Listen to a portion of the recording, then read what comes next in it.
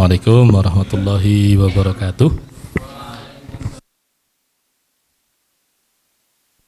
Bismillahirrahmanirrahim. Alhamdulillahirabbil alamin wassalatu wassalamu ala asyrafil anbiya'i wal mursalin Muhammadin wa ala alihi wa sahbihi ajma'in. Amma ba'du.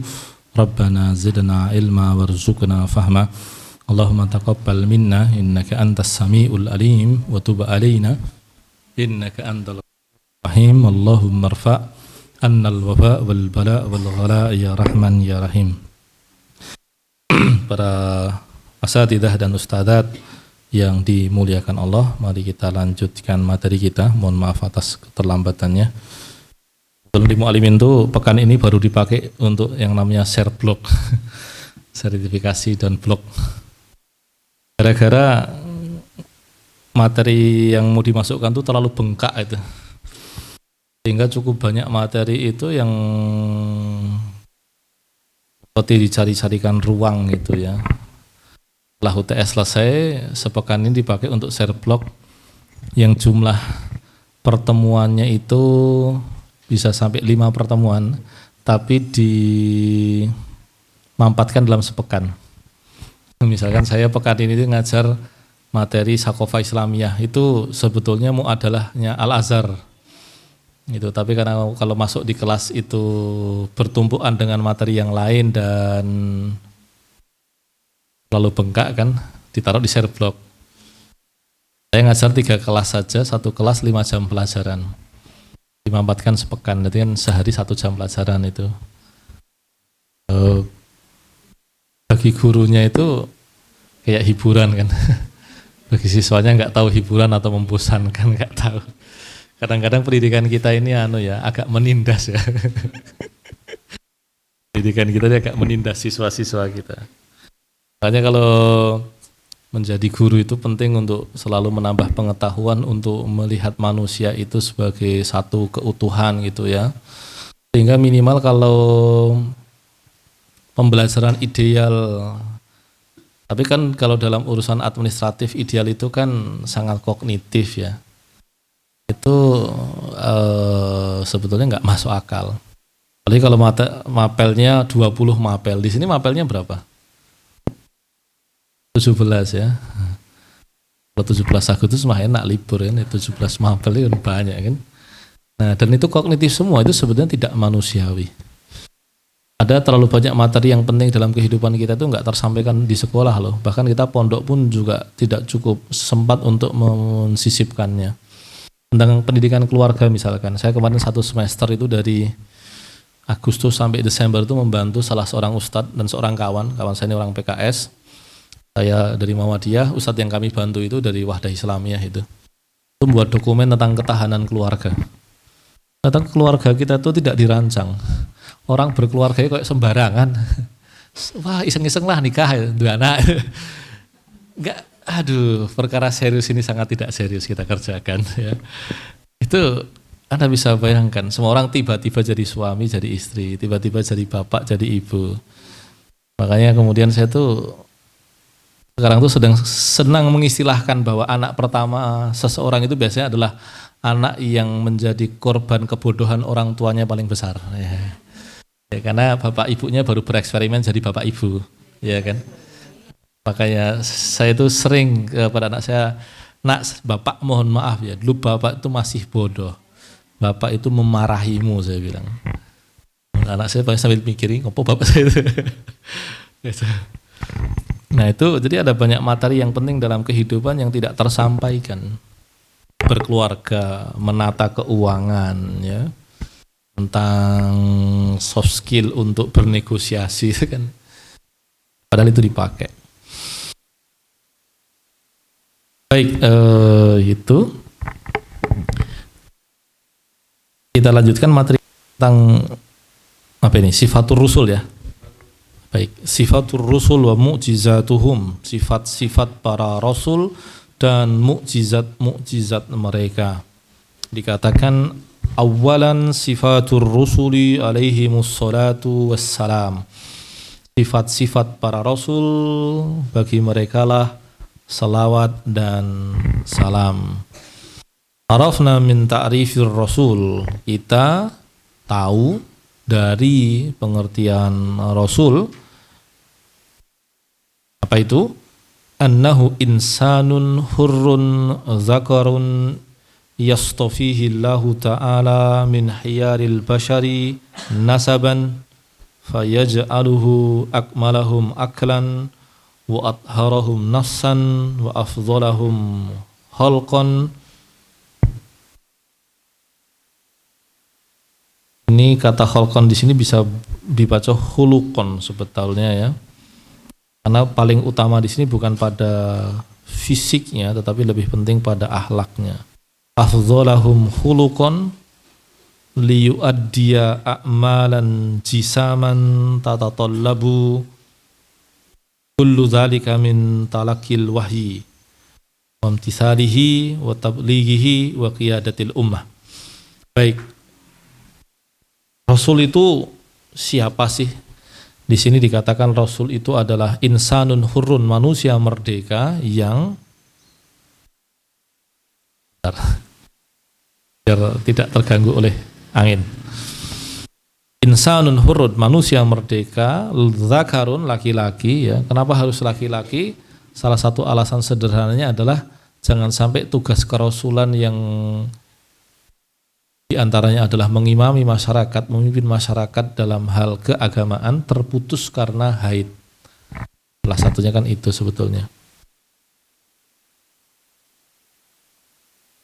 Yastafihillahu ta'ala, Allah memilih mereka min khiyaril basari, dari orang-orang terbaik, dari manusia terbaik. Nasaban, jadi yang paling baik nasabnya. Makanya para nabi rasul itu biasanya dari keluarga terhormat sebetulnya. Salah satu hikmahnya adalah, kalau hikmah itu dia bersifat tidak pasti sebetulnya ya. Nah, hikmahnya adalah mereka tidak disepelekan oleh masyarakat. Karena kalau mereka sampai disepelekan, penolakannya nanti menjadi lebih besar. Para nabi dan rasul itu kan dibebaskan dari segala bentuk kekurangan, itu tujuannya biar kelihatan sebetulnya orang itu menolak karena motif apa.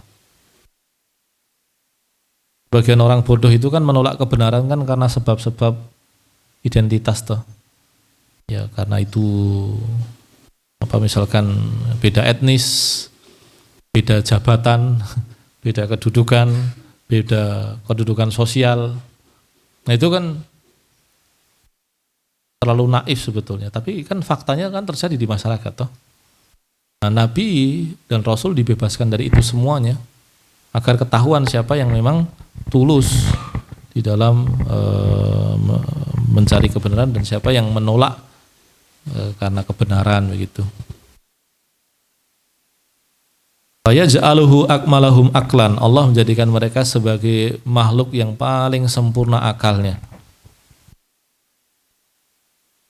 Melatih akal itu tidak mudah ya, menyiapkan. Sebagian orang itu memang Allah lahirkan dalam kondisi akalnya kurang.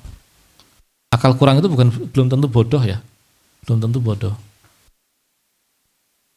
Bisa jadi ada orang itu IQ-nya tinggi, tapi daya-daya yang lainnya itu nggak maksimal. Kemampuannya interaksi dengan orang, kemampuannya untuk mengendalikan diri, kemampuannya untuk mengenali masalah. Kalau dalam dunia ini mungkin masuknya sosiologi pendidikan ya. Pendidikan kita sekarang itu kan menghasilkan yang namanya, ini kata Profesor Hussein Alatas. Ini bukan Hussein Alatas Indonesian Idol ya, yang penyanyi itu ya, bukan. Ini Hussein Alatas yang sosiolog itu. Dia mengatakan, jadi ada yang namanya New Barbarianism. Barbarianisme baru. Atau kalau dalam bahasa Melayu dipakai istilah yang mirip-mirip bunyinya menjadi bebalisme baru. Bebalisme. Orang gelar sarjananya lebih tinggi tapi lebih bodoh. Nah, dia merasa lebih tahu kan, itu menghalangi dia untuk mengenali masalah sebagaimana adanya. Makanya hati-hati dengan gelar. Hati-hati dengan gelar, saya sangat serius. Saya sudah ngerasakan 7 kampus, sekarang saya S3 begitu, sudah hampir selesai teori, tinggal mikir disertasi. Disertasinya mau formalitas atau bagus itu. Dan kalau bagus kemudian pertanyaannya itu karya terakhir terbagus atau karya pertama itu. Kalau di barat orang menjadi doktor itu disertasi adalah karya pertama terbaiknya. Kalau di Indonesia itu karya terakhirnya. Setelah itu jadi pejabat. Ada guru mu'alimin juga baru S3, saya bilang, kamu umur 30 tahun S3 kan. Ingat, kamu kan nanti kalau sudah jadi doktor, umur 35 kamu jadi pejabat. Begitu kamu jadi pejabat, kamu goblok, saya bilang. Serius. Kamu jadi, kalau kamu masuk S3, serius, kamu belajar teori. Dan itu kan butuh imajinasi. Jadi yang namanya scientific imagination itu penting sekali dalam dunia pengetahuan. Kamu jadi pinter. Begitu jadi dokter, lalu kemudian nanti kamu dapat posisi jadi pejabat, jadi goblok. Rasa buat sinau. Kemudian nanti akan membuat keputusan-keputusan itu kalau sudah banyak kayak gitu, seringkali sudah lagi nggak scientific, nggak ilmiah. Nggak ilmiah itu. Ya, hati-hati. Nah, ternyata sekolah terlalu tinggi, apalagi ansih, apalagi sekarang itu yang mengkhawatirkan itu apa? Biasanya orang tuh yang tertarik dengan gelar itu kan mengidam-idamkan gelar namanya PhD ya. PhD kan. PhD itu Pizza Hut delivery itu. Kalau lainnya PhD itu bercandaan PhD itu permanent head damage, kerusakan kepala permanen. Pecah ndahe itu. Atau pecah ndase itu. PhD itu. Ya PhD itu pecah ndase itu. Nah itu kemarin ada sarjana dari Barat mengakui, dan dia sebagai orang bidang kesehatan, udah doktor, dia udah profesor, dan teman-temannya sedang ingin mengembalikan makna PhD yang sebenarnya. Karena PhD itu maknanya philosophical doctor, artinya doktor filsafat. Artinya orang yang bisa mikir jembar. Maka kalau orang jadi doktor kok makin rigid pada sebuah persoalan, tidak semakin bijak, itu tidak disebut sarjana. Dalam bahasa Indonesia, sarjana itu bukan merek susu ya. Sarjana itu orang bijaksana artinya. Makanya kalau kemudian kita sekolah tinggi-tinggi dan kemudian menjadi semakin tidak mampu melihat persoalan secara utuh, itu kita tuh sebenarnya semakin bodoh. PhD itu kesarjanaan, kebijaksanaan sebetulnya. Maka kalau kemudian orang menjadi doktor dan semakin rigid otaknya, makin tajam tapi tidak bijaksana, itu sebetulnya dia kehilangan kesarjanaannya. Itu yang disebut dengan new barbarianism. Dia lebih kemampuan memahami perkara secara luasnya terbatas, kemampuan untuk mengakui kesalahannya rendah, kemampuan untuk menakar dirinya juga terbatas. Ini ditulis tahun 70-an loh. Bagus sekali. Karya itu sampai sekarang masih menjadi rujukan. Karya-karya Profesor Alatas tadi. Yang Alatas yang Hussein, yang kakak, yang karena dia juga sarjana, adiknya juga sarjana, kemudian anaknya Nakib Alatas juga sarjana, anaknya Hussein juga sarjana, dan masing-masing sudah menjadi otoritas sekarang. Jadi agak sulit ketika nyebut Alatas itu Alatas yang mana, ataukah Alatas yang penyanyi gitu, yang penyanyi dangdut tapi.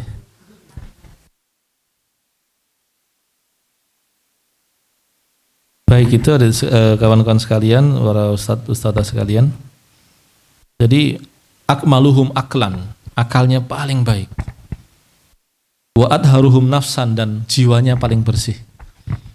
Nah, kalau kita renungkan ya, apakah sekarang itu orang itu tambah pinter atau enggak?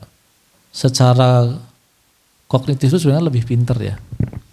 Dan seharusnya kan kemampuan untuk mengenali perkaranya, ini kita lepaskan dahulu dari analisis Alatas yang tadi. Ya. Kan semakin banyak sarjana kan. Tapi kenapa masalah kita makin banyak? Mungkin salah satu perkaranya tadi, memang jiwa kita itu makin keruh sebetulnya. Kita ini hidup ini tidak untuk menciptakan kedamaian. Coba sekarang ada istilah kampung ramah anak, kota ramah anak. Berarti memang kita ini nggak ramah anak.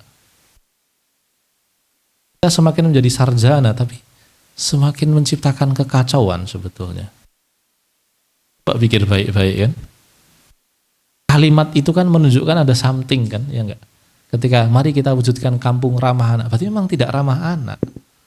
Mari kita wujudkan kota ramah anak, sekolah ramah anak, berarti memang ada sesuatu yang hilang dalam kehidupan kita, ada kekacauan. Termasuk bukan hanya anak loh, ramah terhadap lansia. Sekarang lansia itu disingkirkan, kemodernan itu menyingkirkan orang sepuh loh. Lanjutan dari yang program kemarin yang tadi saya sebutkan ketahanan keluarga itu, Ustadz yang bersangkutan beliau bicara tentang kesejahteraan lansia. Ternyata kan kesejahteraan lansia itu kan yang diperhatikan harus banyak. Satu, yang paling simpel materialnya dulu. Material itu satu, fisik. Kayaknya orang-orang sepuh kita ini di masyarakat kita itu tidak punya akses yang mudah terhadap kesehatan. Udah sepuh 60 tahun, 70 tahun tiba-tiba ngurus BPJS angele minta ampun. Ini manusia yang semakin mengerikan tampaknya, semakin mungkin istilahnya ini filosof Inggris nih siapa namanya itu? Homo homini lupus. Jadi manusia yang memakan manusia lainnya. Manusia yang memangsa manusia lainnya. Ini ada sesuatu yang tidak baik. Nah, generasi sepuh kita tuh seperti disingkirkan pelan-pelan dan hanya dibiarkan menunggu mati sebetulnya. Sistem kesehatannya tidak mendukung, uang mereka tidak punya. Kan udah nggak, bayangin umur 80 tahun masih harus bekerja. Berarti kan tidak ada sistem jaminan sosial yang menopang orang sepuh yang sudah terlunta-lunta kan sebetulnya. Belum kita bicara psikologis. Ada kan fenomena sangkar kosong gitu. Ketika orang sepuh sudah ditinggal anak cucunya begitu sendirian. Itu pasti terganggu loh kesehatan mentalnya. Makanya beberapa program berkaitan dengan orang sepuh itu bagus kalau diistilahkan dengan husnul khotimah. Kenapa? Husnul khotimah itu diupayakan, dikawal itu loh. Dikawal. Nah kembali tadi, jadi kepuasan kita itu mungkin bukan karena kita tidak lebih pintar, tapi jiwanya lebih keruh. Rasul adalah orang-orang yang jiwanya paling jernih. Atharuhum nafsan wa afdaluhum khuluqan, yang akhlaknya paling utama. Kalau khalqan itu fisiknya, kalau khuluqan itu akhlaknya. Akhlak itu bentuk tunggalnya khuluq, jamaknya akhlak. Liyu'addiya a'malan jisaman tatatallabu kullu dzalika min talaqil wahyi. Mereka itu punya semua keutamaan itu untuk menyelenggarakan, melakukan, melaksanakan berbagai kerja-kerja fisik. Artinya betul-betul membutuhkan kesiapan fisik yang besar. Kan nggak mungkin kan sekarang jadi nabi dan rasul tiba-tiba udah tutut sebat sih kayak ngosek santai sih ya. Wedangan, nggak mungkin kan. Dia pasti akan bergerak sangat jauh. Ada ustadz di Jogja itu udah sepuh, tapi kita yang muda-muda tuh nggak bisa ngikuti energinya itu. Bayangin loh, baru duduk gini jam 2 gitu, yo nilai pondok kono. Sampai Jawa Timur jam 2 malam tuh. Sampai sana. Nanti sudah sampai mana lagi. Dan menariknya karena beliau pondoknya kuat secara ekonomi, itu mudah sekali mengeluarkan uang untuk membantu pondok mana-mana. Dan uniknya ketika ada santrinya yang sekarang juga sudah jadi ustadz tanya, "Set, tadi itu pondoknya siapa?" Ya enggak tahu. Lah kok mampir? Ya enggak apa-apa, mampir aja. Dan itu ninggali duit itu.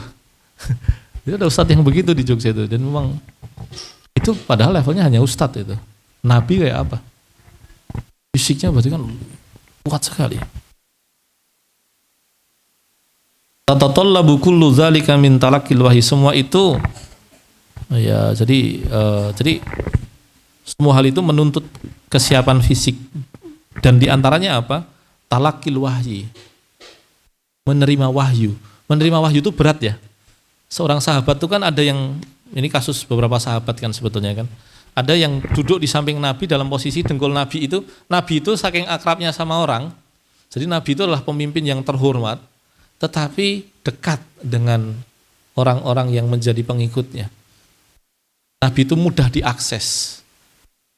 Keagungannya itu ada salah satunya adalah pada kedekatannya, kelekatannya. Maka Nabi itu tidak sungkan untuk duduk dan kemudian dengkulnya itu saling ketemu dengan dengkul sahabat-sahabatnya. Menyenangkan begitu. Bahkan kan kalau kita lihat hadis Jibril itu kan lucu kan, ittala'a alaina rajulun syadidu bayadis siyabis sadidu sawadis sya'ari. Ketika datang kepada kami seorang lelaki yang bajunya putih bersih dan rambutnya hitam pekat. la yuro alaihi atharus safari wa la ya'rifuhu minna ahadun. Tidak tampak pada dirinya bekas-bekas perjalanan, tapi kami nggak ada yang kenal. Apa iki? Tiba-tiba apa? Fajalasa ilan nabi wa wadu'a kafaihi ala fahidai fa asnada rukbataihi ila rukbataihi wa wadu'a kafaihi ala fahidaihi. Dia tempelkan dengkulnya ke dengkul Nabi dan kemudian dia letakkan tangannya di paha Nabi. Kemudian dia mengatakan, ya Muhammad. Ini kan SKSD kan. Kemarin kan saya mengatakan, sopo ya. Kenal men loh. Itu menunjukkan karena Nabi itu memang mudah diakses. Bahkan kan orang Badu yang bego-bego itu ngakses Nabi kan dengan cara yang kasar kan. Ada yang kemudian naleni gulune Nabi coba. Itu betulan. Jadi memang sirah nabawiyah itu ya. Ini sekedar cerita untuk menunjukkan bahwa perkara ini besar. Saya punya buku sirah itu mungkin lebih dari 60 jilid. Dari yang tipis ya cuma berapa halaman aja. Sampai yang kemudian berjilid. Karena memang hidup Nabi itu terlalu sempurna untuk digambarkan dengan ratusan ribuan lembar. Beliau lebih dari itu. Ada sirah nabawiyah itu judulnya, ini bagi yang guru kalau bahasa Arabnya bagus, coba baca buku ini. Termeng kesal ya. Judulnya Manhaj Tarbawi fis Sirah An-Nabawiyah. Metodologi pendidikan dalam Sirah Nabawiyah. Itu 10 jilid. Satu jilidnya sekitar 600 halaman. Bahasa Arab. Itu cetak saja kemudian taruh ke rak buku itu udah nakut-nakutin tamu. Ya. Udah nakut-nakutin orang gitu ya. Itu begitu tuh. Salah satu fungsi orang-orang yang bisa bahasa Arab punya kitab itu kan kalau tanya selesai po, ya enggak, ngapain nih, nakut-nakutin orang aja. Saya barusan beli kitab Majmu' Fatawa Ibnu Taimiyah itu 20 jilid. Ini nih. Paham po, ya udah juga. Tapi itu memang kitab itu cita-cita saya sejak lulus SMA. Saya pengen besok saya harus punya kitab ini. Tak waca ya ngeluh juga sih Raya itu. Ngopo iki? Angel. Tapi kembali ke tadi ya, Sirah Nabawiyah aja baru aspek pendidikan tok loh, 10 jilid sudah. Dan Nabi itu sudut-sudut kehidupannya memang kompleks. Kalau kita cari cerita-cerita konyol di zaman Nabi itu ya banyak loh. Bayangin, ono wong kayak Nabi, Kanjeng Nabi niki kula sedekahke jenengan. Terus diparani wong, bayar. Kok saya yang suruh bayar itu? Nah tadi itu memang belum bayar Nabi. Jadi ngekei Nabi kira bayar itu. Jadi sahabat Nabi sing pekok-pekokan ya ono. Jadi jangan dianggap sahabat Nabi itu kereng kaya umat, enggak. Sing bego tuh ya akeh. Ali bin Abi Thalib itu kan cengengesan orangnya. Mau meninggal aja sempat cengengesan. Udah ditikam loh padahal. Bayangin aja. Ali bin Abi Thalib makan kurma sama Nabi kan. Kemudian bijinya itu taruh depan Nabi. Terus kemudian bilang, Nabi Muhammad ini rakus sekali, makan kurmanya banyak sekali. Nabi juga nggak kurang akal, dia bilang, kamu lebih hebat ya, bijinya aja dimakan itu. Jadi Nabinya nggak kalah ekstrim itu. Ali bin Abi Thalib kan ditikam. Posisi sudah kepayahan itu, yang nikam kan dipanggil. Kamu kenapa nikam saya? Saya berdoa kepada Allah, saking bodohnya ya. Saya berdoa kepada Allah, saya membeli sebaik-baik pedang untuk membunuh seburuk-buruknya manusia. Bisa-bisanya kemudian Ali mengatakan, doamu dikabulkan. Loh kok bisa? Setelah ini kamu akan dikisos dengan pedangmu sendiri. Karena Nabi mengatakan, yang akan membunuhku adalah seburuk-buruknya orang. Jadi saya sempat berkelakar coba. Itu begitu. Jadi jangan dianggap, jadi episode kehidupan Nabi itu, apalagi kalau yang bagian manusiawinya itu sangat mengagumkan. Makanya kalau kita belajar sirah tuh, ada terlalu banyak hal dari sudut pribadi Nabi yang harus kita miliki ya. Beliau sempurna.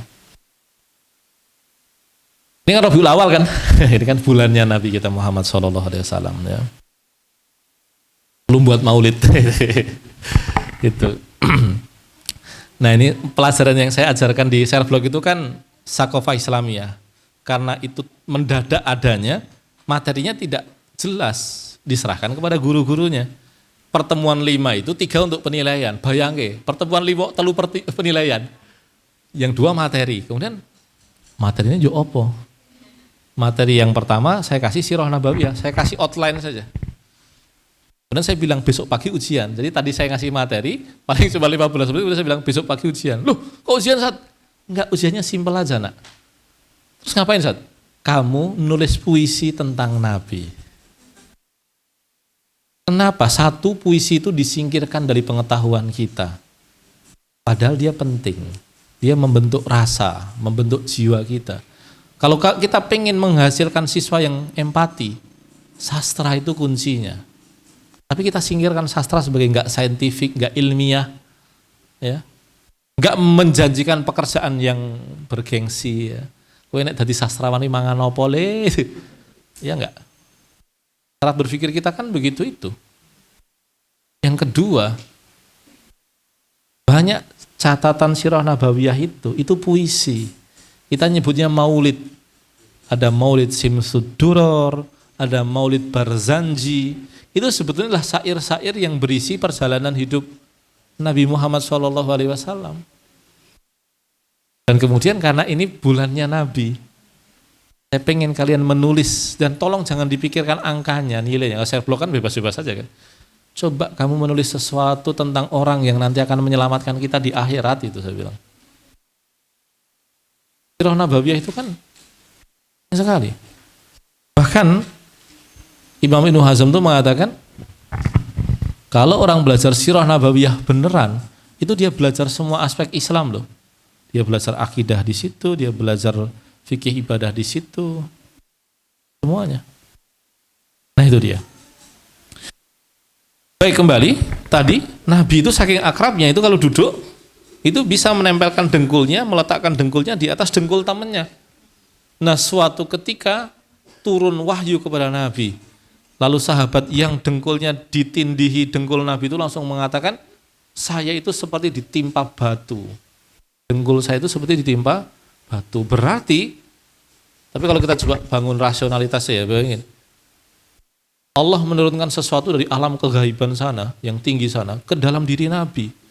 Alam yang intensitasnya itu, takarannya itu, kana miqdaruhu khamsina alfasana. Satu hari di salah satu bagian di akhirat sana itu kan setara dengan 50.000 tahun. Berarti kan sesuatu yang sangat berat itu ditimpakan ke alam dunia yang sangat ringan ini kan, yang fana ini kan. Kalau kita ibaratkan cairan begitu ya, vitamin itu, alam akhirat itu seperti vitamin dengan kadar intensitas itu yang kepekatannya tinggi itu loh. Sementara dunia itu seperti air yang biasa saja. Itu berarti kan ada sesuatu yang sangat padat dicairkan kan, dileburkan di air itu. Dari sesuatu yang takarannya sangat padat ke sesuatu yang takarannya sangat ringan. Itu maka sangat normal ketika kemudian ada sesuatu yang sangat berat itu. Dan itu butuh kesiapan fisik. Lalu apalagi imtisali tablighihi, pengajarannya. Lebih butuh fisik lagi. Apalagi Nabi, ingat, jangan dianggap yang namanya akhlak itu tidak ada hubungannya dengan fisik ya. Orang itu kalau pendengki, sengitan karo wong, ya kira-kira jantungnya bermasalah lah. Iya kan? Iya kan? Nek jenengan sengitan ya, gampang serik karo wong. Ya kira-kira penyakitnya wis kurang luweh lah itu kan.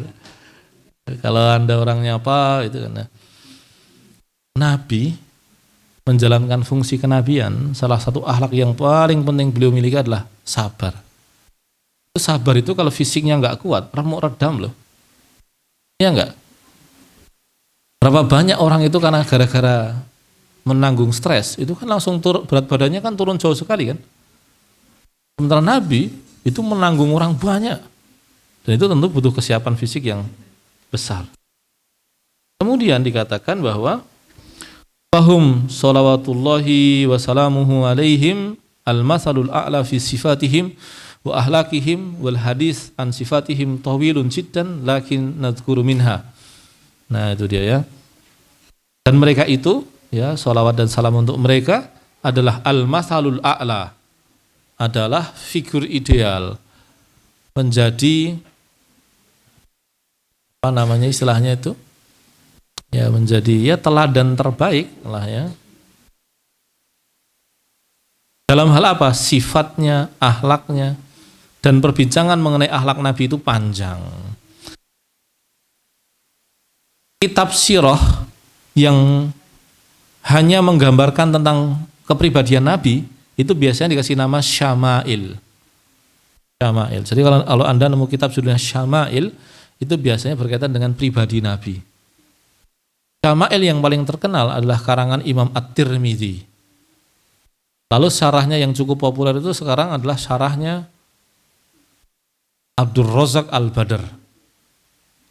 Kalau Anda punya kelebihan dana dan coba cari buku itu.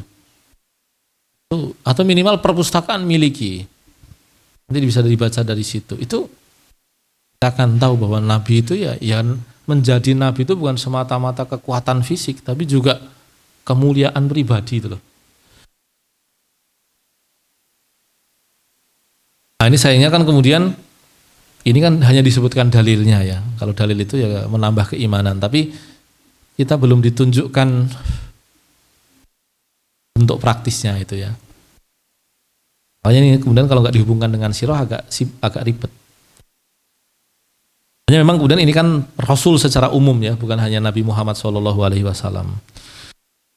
Oke, sifat yang pertama adalah as-sidqu ya, as-sidqu. Sidq itu kejujuran. Tapi juga bermakna kebenaran ya. As-sidqu itu kalau dalam bahasa ulama itu adalah kesesuaian antara yang ada di hati, di lisan, dan di dalam kenyataan luar diri kita. Makanya Abu Bakar disebut as-siddiq, masih ingat nggak kenapa? Nabi Isra Mi'raj kan pulang menyampaikan ke publik. Publik pada nolak. Abu Bakar mau dikerjai itu.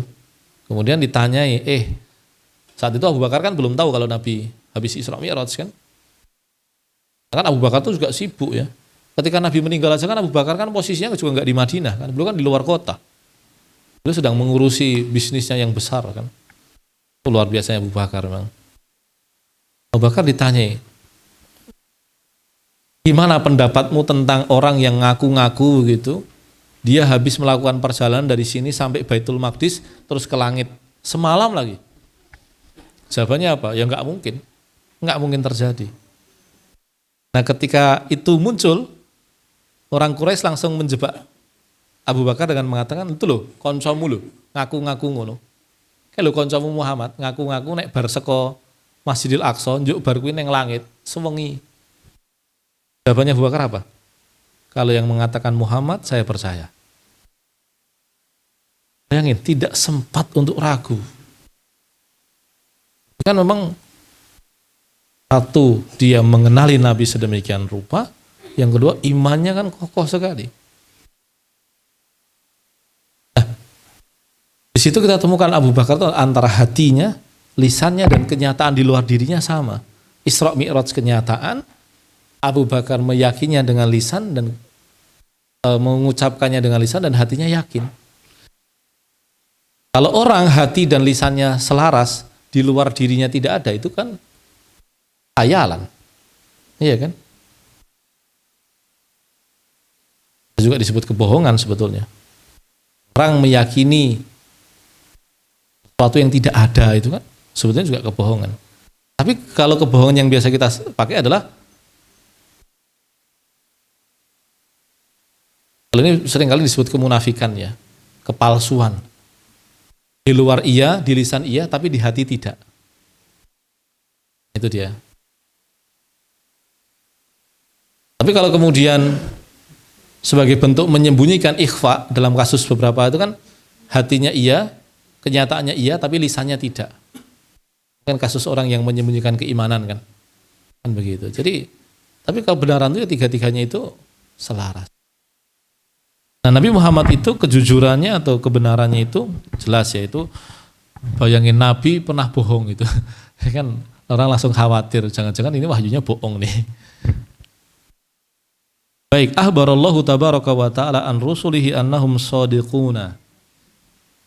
Allah tabaraka wa ta'ala mengabarkan kepada kita tentang Rasulnya bahwa mereka itu adalah orang-orang yang jujur, orang-orang yang benar.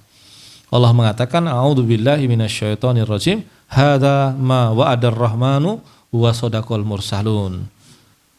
Ini adalah yang dijanjikan oleh Allah yang penyayang dan dibenarkan, disampaikan dengan benar oleh para utusan. Kama wasafa ba'duhum bidzalika haitsu qala an khalilihi Ibrahim. Kama wasafa ba'duhum, sebagaimana digambarkan oleh sebagian mereka, haitsu qala, ketika mereka,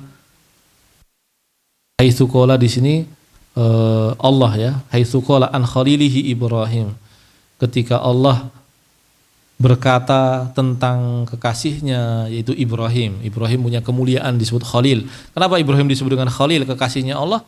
Karena ia selalu mendahulukan keinginan kekasihnya. Ini dia. Kan itu kan ada ungkapan dalam bahasa Arab, saya lupa itu. Jadi seorang kekasih itu selalu mendahulukan keinginan kekasihnya. Bucin gitulah, ya, bucin. Ini dia selalu mendahulukan. Bayangin, semua yang Allah kehendaki dilakukan oleh Ibrahim. Jika harus menyembelih anaknya pun beliau lakukan. Tentang Ibrahim Allah mengatakan wadhkur fil kitabi Ibrahim. Ingatlah yang ada di dalam kitab yaitu Ibrahim. Innahu kana siddiqan nabiyyan. Sungguh dia itu adalah seorang yang jujur dan nabi. Qala ta'ala an Ismail. Adapun Ismail pun begitu. Allah mengatakan wadhkur fil kitabi Ismail, dan ingat di dalam kitab yaitu Ismail.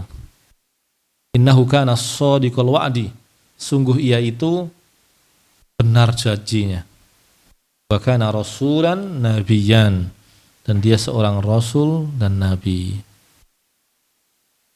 Wa qala ta'ala an Idris, begitupun dengan Nabi Idris, beliau mengatakan, Allah mengatakan tentang beliau, wadhkur fil kitabi Idris, ingatlah di dalam kitab itu yaitu Idris, kana siddiqan nabiyyan, yaitu jujur benar lagi seorang nabi. Wa qala ta'ala an nabiyina salawatullahi wa salamuhu alaihi, begitupun dengan nabi kita Muhammad sallallahu alaihi wasallam.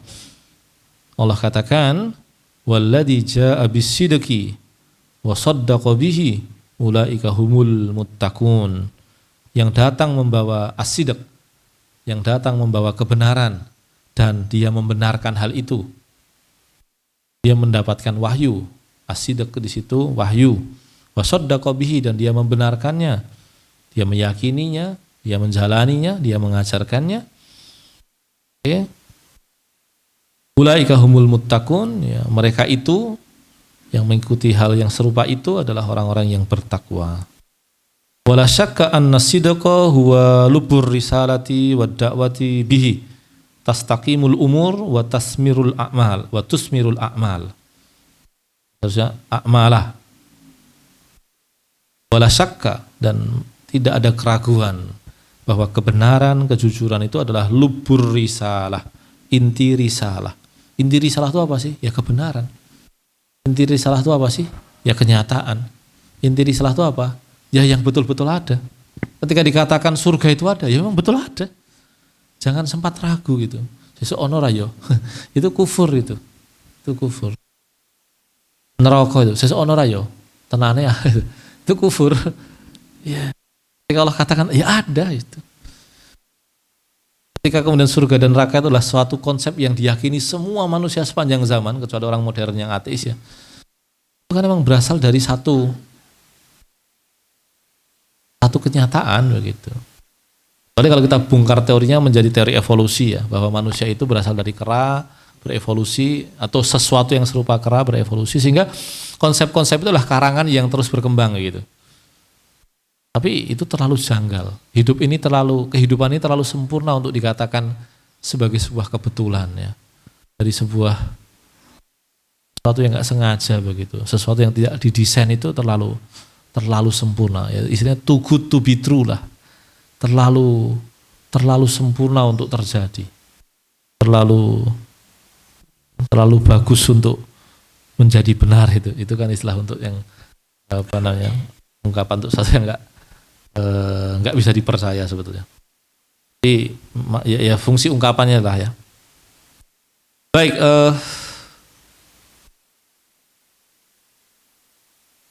itu tadi ya wahyu adalah kebenaran. Wala syakka anna sidqa wa hulubur risalah ya, dan lubud dakwah. Nah, inti kita ngajak manusia itu yang paling penting apa sih? Apakah kita ngumpulkan massa, membangun kekuatan? Enggak sebetulnya. Tapi menyampaikan kepada mereka apa sih yang benar, apa sih yang nyata, yang memang bermakna bagi kehidupannya, biar dikenali, biar dijalani, itu sebetulnya. Bukan masalah kemudian kita membentuk kelompok tertentu, bukan. Itu kepentingan sosial itu sudah mengandung unsur nafsu. Yang paling penting kita ngajarkan Islam itu ya sebenarnya Islam itu. Jadi kalau Anda bermuhammadiyah, ini ada cerita ya. Jadi kalau mau dimunculkan, diedit dulu saya bilang. Itu masih ingat saya pulang saya 6 bulan di Ponorogo, pulang-pulang itu ada tulisan di islampost.com. Yang nulis itu sebetulnya senior saya, kawan juga. Dia menulis tapi tidak sebut nama tuh, tentang keterlibatan saya dengan organisasi tertentu. Dan kok bisa-bisanya ini tak datengin, Mas Antum tuh dapat informasi dari mana? Dari Ustadz X begitu. Lah kok iso? Ustadznya tak datang, antum tuh dari mana saat itu? Ya, debat kusir nggak jelas. Saya juga perasaan raneng Jogja 6 sasi bali-bali kok mah kenokong ini piye itu, antara membagongkan dan menyebalkan itu. Dan saya datang ke Ustadz Rihwan, saat itu Direktur Mu'alimin barusan diganti saat itu. Ustadz, saya mau lapor, saya tuh dituduh begini Ustadz. Itu jawabannya itu menurut saya luar biasa. Beliau bilang, dulu yang ngajar kami ke Muhammadiyahan itu Ustadz Jindar Tamimi. Tahun 80-an itu ideologinya Muhammadiyah itu ya Ustadz Jindar Tamimi. Kalau sudah Ustadz Jindar itu wah itu raksasanya lah gampangannya. Kalau sekarang itu produsennya Pak Haidar. Pak Haidar kan nulis sesuatu tentang Muhammadiyah kan ekstensif ya. Intensif dan ekstensif itu artinya luas dan dalam begitu. Pak Jindar itu juga begitu. Dan kajian ayat-ayatnya itu keren lah. Tapi ternyata Pak Jindal itu punya ungkapan begini. Muhammadiyah itu ya untuk Islam, bukan Islam untuk Muhammadiyah. Kita pakai kendaraan Muhammadiyah itu yang paling penting adalah orang itu yang penting jadi muslim yang baik.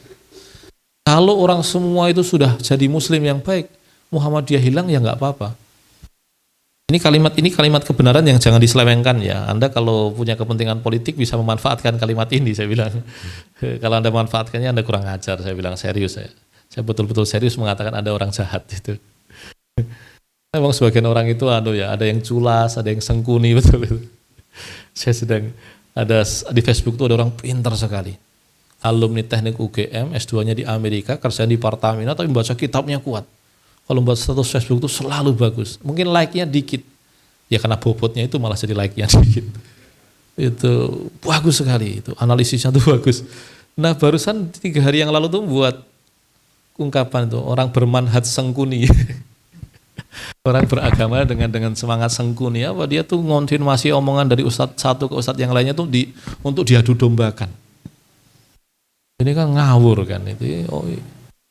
Ini orang belajar Islam kok hanya ingin menciptakan keributan macam apa. Kita ini kan berislam kan biar selamat. Kita ngajar orang itu kan biar selamat kan. Kita tuh malah senang ada orang masuk neraka piye. Ada sesuatu yang sesat, ada sesuatu yang disebut kufur. Ya harus kita katakan sesat, kita katakan kufur. Tapi kita kan nggak boleh gembirakan dengan mengatakan orang itu kafir, orang itu sesat. Kan nggak bisa. Ya nggak? Kita ini kan orang pengen selamat kan. Ini termasuk hadis musalsal bil awaliyah yang saya dapatkan ya. Saya dapat sanad sampai Nabi itu. Itu hadis yang oleh Syekh kami, beliau dapat dari yang pertama kali, dari gurunya yang pertama kali terus sampai kemudian sampai di level tertentu baru kemudian ke Nabi.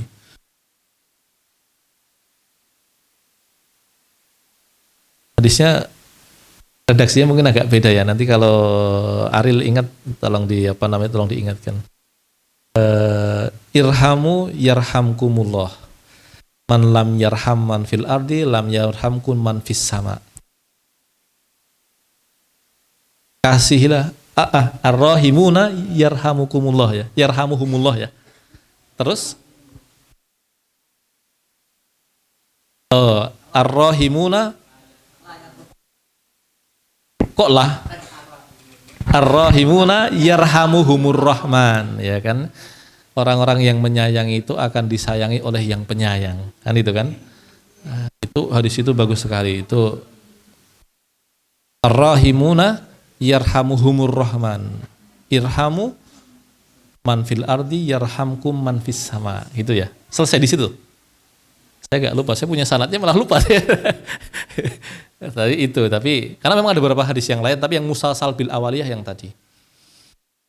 Nah itu intinya adalah pada kita ini kan kalau pengen disayangi Allah ya sayangi manusia.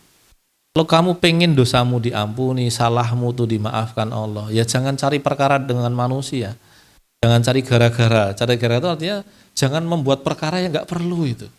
Karena nanti ada hal yang penting untuk kita buat ribut dengan orang itu. Kalau Anda sudah habis energi untuk sesuatu yang nggak penting, nanti yang penting itu kita nggak sempat ngurusi. Jangan sampai kita ribut dengan orang untuk hal yang nggak penting lah, nggak perlu itu. Nah itu dia. Ini ada orang-orang yang memang sengaja malah menciptakan keributan. Nah kalimat tadi dari Ustadz Jindar Allah Yarham itu bukan untuk disalahgunakannya. Ya Muhammadiyah ini untuk Islam. Kita bermuhammadiyah itu untuk menyempurnakan keislaman kita. Artinya bahwa apa yang diajarkan di sini adalah Islam, kita jalani untuk menjadi muslim yang baik. Meskipun belum semua bagian ajaran Islam itu dirumuskan di sini, kita mungkin untuk belajar dari tempat yang lain begitu. Tapi yang paling penting untuk mengajarkan Islam itu. Nah, itu dia. Nah, kalimat tadi itu penting untuk kita jadikan pegangan, dan inti dakwah itu adalah tadi karena kebenaran tadi, bukan semata-mata membuat kelompok, itu bukan. Kita ngajar di pondok ini adalah untuk orang tahu Islam, menjalankan Islam, bukan semata-mata identitas itu.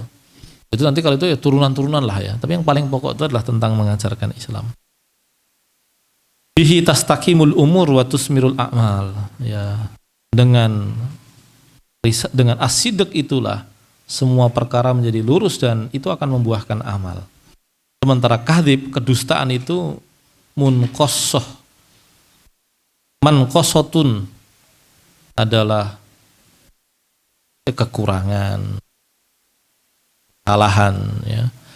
Yatanazzahu anha safwatul khalqi. Yang seharusnya kejernihan manusia atau manusia itu terbebas dari kedustaan dan tipuan itu. Maksiatun yahdaruna minha. Ya, dan kemaksiatan yang harusnya kita hati-hati terhadap hal itu.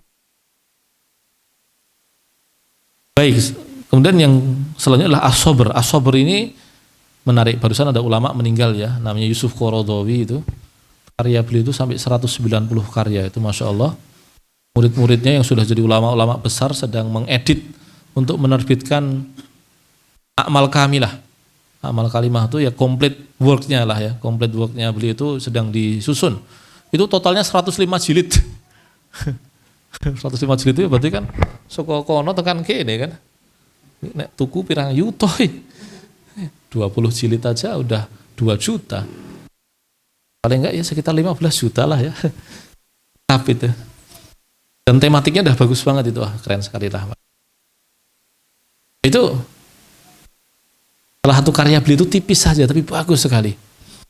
As-sabru fil Quran. Sabar di dalam Quran. Ternyata kata sabar itu adalah kata yang berkaitan dengan akhlak yang paling banyak muncul di Quran. Hingga kemudian beliau mengatakan semua akhlak baik atau hampir semua akhlak baik itu hanyalah perwujudan dari yang namanya sabar. Semua akhlak baik itu hanyalah bentuk kesabaran. Berani. Orang pemberani itu bukan berarti nggak punya rasa takut sama sekali. Tak kendel-kendel uang itu ada jenak-jenak dia takut itu ada. Dia menghadapinya, dia menanggung beban-beban ketakutan itu. Orang disebut halim itu santun ya. Orang santun itu bukan berarti nggak bisa marah sama sekali. Wong ra iso ngamuk blas iki jenenge ra duwe syahwat itu. Dia nggak punya punya daya untuk memberontak.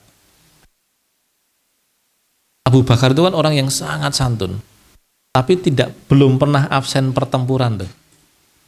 Dan luka di badannya paling sedikit, termasuk sahabat yang luka di badannya paling sedikit. Padahal nggak pernah absen.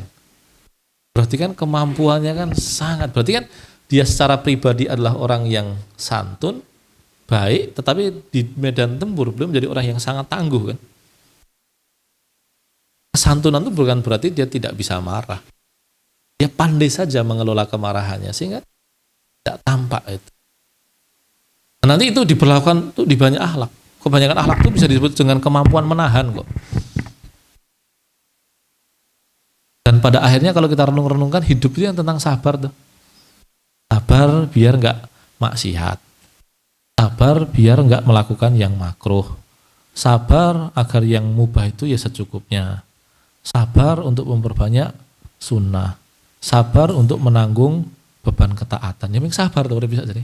Ya enggak?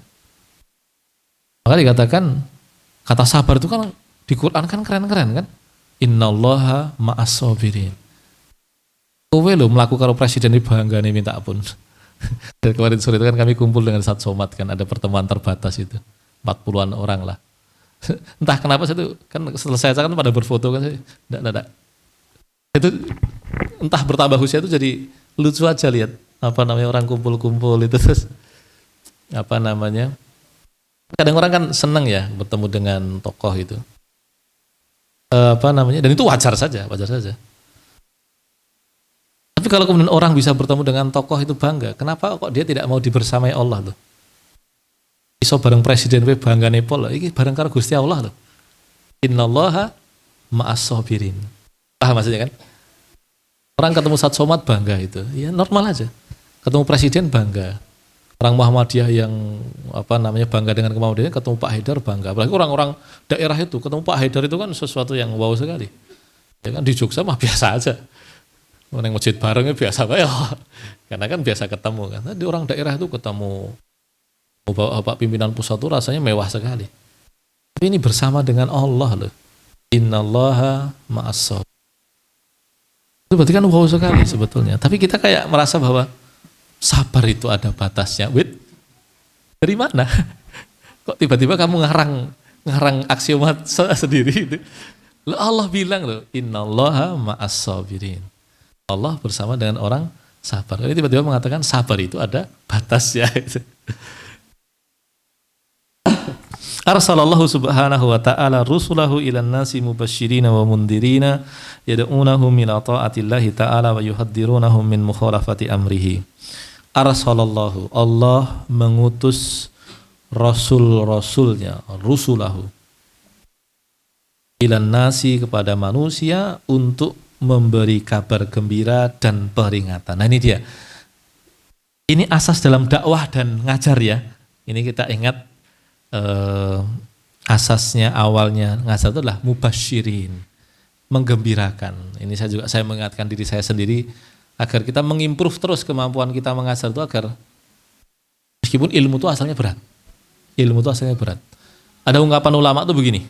Ini dikutip sama Franz Rosenthal di dalam buku beliau yang judulnya Knowledge Triumphant. Karena kalimat ini terkenal sekali dan buku ini buku yang bagi penikmat buku-buku bahasa Inggris, buku ini keren sekali. Silahkan diunduh. Ini buku keren, klasik, tapi sudah diperbarui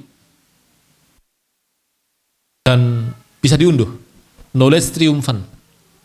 Triumphant itu saya nggak tahu bacanya benar nggak sih triumphant.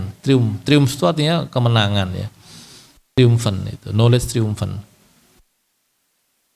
Ini orientalis yang baik hati yang menunjukkan bahwa kata ilmu di dalam agama Islam itu sangat sentral. Nah di situ si Rosenthal ini orang Yahudi sebetulnya, Yahudi baik hati. Itu dia mengutip kalimat ini. Al ilmu syai'un la yu'tiyaka ba'dahu hatta tu'tiyahu kullaka. Wa idza a'taitahu kullaka fa inna i'ta'ahu lakal ba'd ala khatarin. Nah ini dia, kalimatnya itu keren sekali. Ilmu adalah sesuatu yang tidak akan memberikan sebagian dirinya untukmu sampai engkau berikan seluruh dirimu untuknya. Tapi kalau kamu sudah berikan seluruh dirimu untuknya, maka tidak ada jaminan bahwa ilmu akan memberikan sebagian dirinya untukmu. Wah, romantik sekali ya. Asalnya ilmu itu berat, makanya ilmu itu jihad. Tapi di dalam proses pengajaran, kita hendaknya mubasyirin, menggembirakan. Muhammadiyah itu ketika didirikan pertama kali tahun 1912 itu, dalam dokumennya, dalam statutanya, istilah kita tuh ADART-nya, itu tahu nggak kalimatnya apa? Tujuannya apa? Menggembirakan pengajaran agama Islam. Dulunya masih agama itu sama. Di Malaysia sampai sekarang masih dipakai agama. Menggembirakan pengajaran agama Islam di Hindia Belanda. Awalnya itu Jawa ya, ada beberapa versi, ada yang mengatakan cuma di Jawa, ada yang mengatakan sudah Hindia Belanda. Tapi yang penting katanya menggembirakan pengajaran. Yang kedua adalah menggembirakan pengamalan ajaran Islam. Jadi menggembirakan itu dari kata mubasyirin tadi, membuat orang gembira, gembira belajar Islam, gembira menjalankan Islam. Nah itu dia. Para nabi itu mubasyirin, yang menggembirakan, dan juga mundirin, pemberi peringatan. Wes asar. Oh iya, sekarang asarnya sudah awal sekali ya. Iya.